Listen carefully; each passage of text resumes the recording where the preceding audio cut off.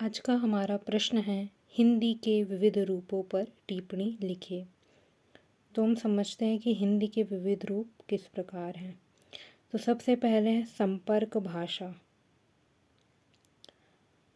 विविध रूप कहने का तात्पर्य है कि हम हिंदी को किस किस रूप में प्रयोग करते हैं। तो सर्वप्रथम है संपर्क भाषा। डॉक्टर भोलानाथ तिवारी के अनुसार संपर्क भाषा वह है जो अन्य लोगों से संपर्क के काम आए।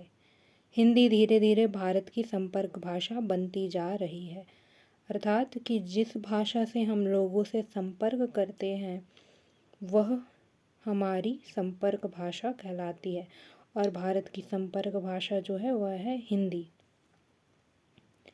हिंदी भारत के बहुत बड़े भूभाग में संपर्क भाषा के रूप में व्यवहृत होती है, अर्थात हिंदी व्यवहार में बहुत ज़्यादा भारत में प्रयोग की जाती है। भारत के अधिकतर लोग हिंदी समझते हैं, इसलिए यह यहाँ की संपर्क भाषा है। अन्य भाषा भाषियों के संपर्क में आने के कारण हिंदी में क्षेत्रीय बोलियों एवं भाषाओं के अनेक शब्द प्रयुक्त होने लगे हैं, जिससे उसका शब्द भंडार बढ़ा है तथा हिंदी बोलने की भी क्षेत्रीय शैलियाँ भी विकसित हुई है। हमारा भारत देश जिनमें अनेक बोलियां हैं, साथ ही हिंदी भाषा, अंग्रेजी भाषा का भी प्रयोग, उर्दू भाषा का भी प्रयोग होता है। तो सभी एक दूसरे में मिलते जा रहे हैं और हिंदी का शब्द भंडार जो है बढ़ता जा रहा है। हिंदी में हम अनेक क्षेत्रीय बोलियों का प्रयोग करते हैं। गुजराती वाले गुजराती, महाराष्ट्र वाले मराठी जो बोलते हैं वो भी मराठी मिश्रित हिंदी का प्रयोग करते हैं।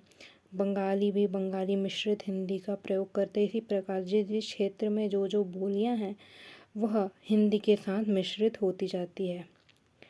जैसे कि है पंजाबी हिंदी, पंजाबी के साथ जो हिंदी बोली जाती है वह पंजाबी हिंदी, मुंबईया हिंदी, हैदराबादी हिंदी आदि। इसी प्रकार हर क्षेत्र में हिंदी का थोड़ा बहुत क्षेत्रीय बोलियों के साथ मिलान होता जाता है और उसका प्रयोग विभिन्न रूपों में क्षेत्रीय बोलियों के साथ संपर्क भाषा के रूप में किया जाता है। अब दूसरी है राजभाषा। हमारी जो राजभाषा है वह हिंदी है, हम सभी जानते हैं।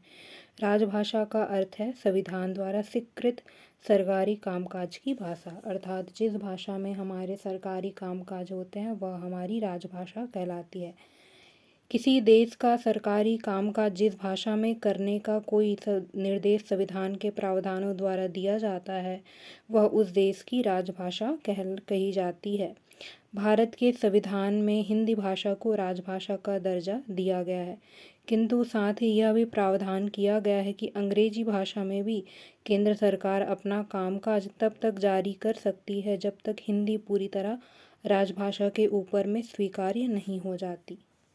यह संविधान में केवल 15 वर्षों के लिए था, लेकिन आज हम देखते हैं कि अधिकतर जगहों पर जो है अंग्रेजी में ही कार्य होता है। हिंदी का प्रयोग बहुत ही कम होता है, जबकि हमारी जो राजभाषा है वह हिंदी है। सभी कार्य जो होने चाहिए वह हिंदी में होने चाहिए। केंद्र सरकार की राजभाषा के अतिरिक्त अनेक राज्यों की राजभाषा के रूप में भी हिंदी का प्रयोग स्वीकृत है।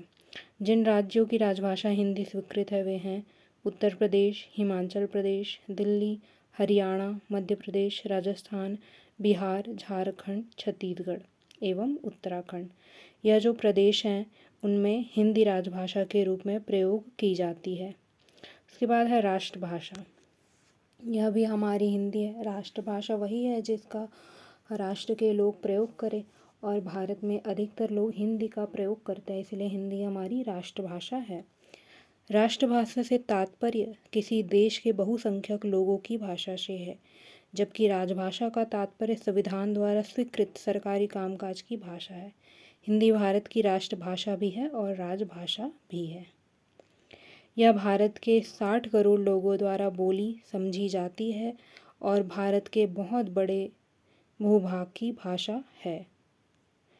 माध्यम भाषा। अब हिंदी हमारी माध्यम भाषा भी है। वह भाषा जिसके माध्यम से विद्यार्थियों को ज्ञान के विविध क्षेत्रों की सूचनाएं प्रदान की जाती है। आज हिंदी शिक्षा का माध्यम है। माध्यम भाषा वह जिसमें हम शिक्षा ग्रहण करते हैं, तो हिंदी हमारी माध्यम भाषा है। उसके बाद है संचार भाषा।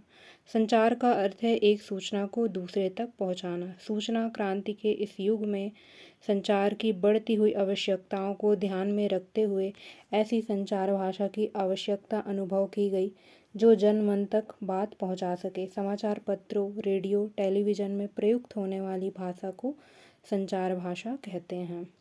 हिंदी भाषा वर्तमान में जनसंचार की मुख्य भाषा है। हम जो समाचार पढ़ते हैं, रेडियो में जो सुनते हैं और टेलीविज़न में भी जो समाचार सुनते हैं, हम जो मनोरंजन के चीज़ें देखते हैं, वह सब हिंदी में होती है। इसलिए हिंदी हमारी संचार भाषा भी है। तो यह थी हिंदी की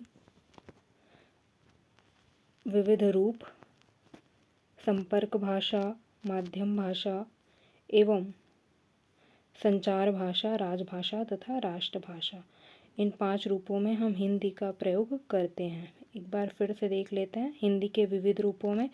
सबसे पहले संपर्क भाषा, जिस भाषा में हम लोगों के साथ संपर्क करते हैं।